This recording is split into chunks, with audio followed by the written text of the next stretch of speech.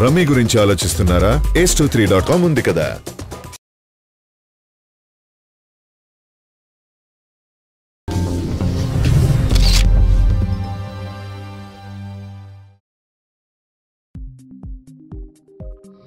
బాహుబలి 2 విడుదల తర్వాత సరైన సినిమా ఏది పడలేదు.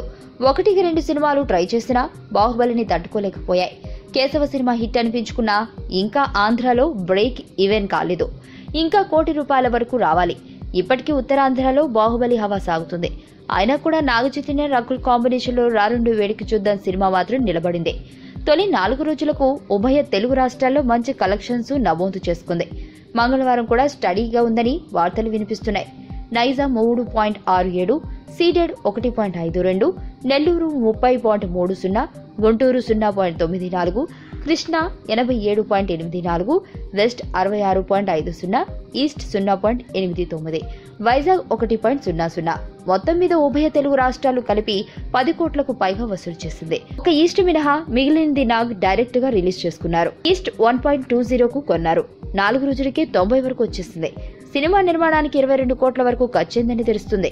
దేవిశ్రీ ప్రసాద్ కి 2.5 కోట్ల వరకు ఇచ్చారు. రకుల్ కు 1 కోటి వరకు ఇచ్చారు. మిగిలిన స్టార్ కాస్ట్, ప్రొడక్షన్ అన్ని కలిపి 22 వరకు అయ్యింది. దగ్గర 5 వరకు శాటిలైట్ వచ్చింది. అమ్మకాలు కొంత కవర్ చేశాయి. 10-15 కోట్ల షేర్ వస్తే బ్రేక్ ఈవెన్ అయినట్లే. ఫస్ట్ వీక్ లోనే ఈ ఫీట్ సాధిస్తుందని అంచనా వేస్తున్నారు.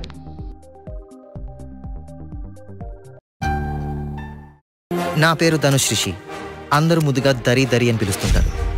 దేవుడికి నా పైన ఉన్న క్లారిటీ, నా బ్యాడ్ లక్ ఉన్న గ్రావిటీ నాకు చిన్నప్పుడే అర్థమైంది.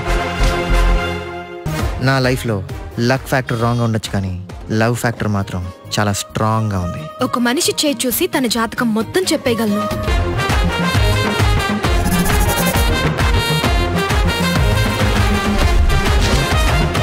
Coming soon.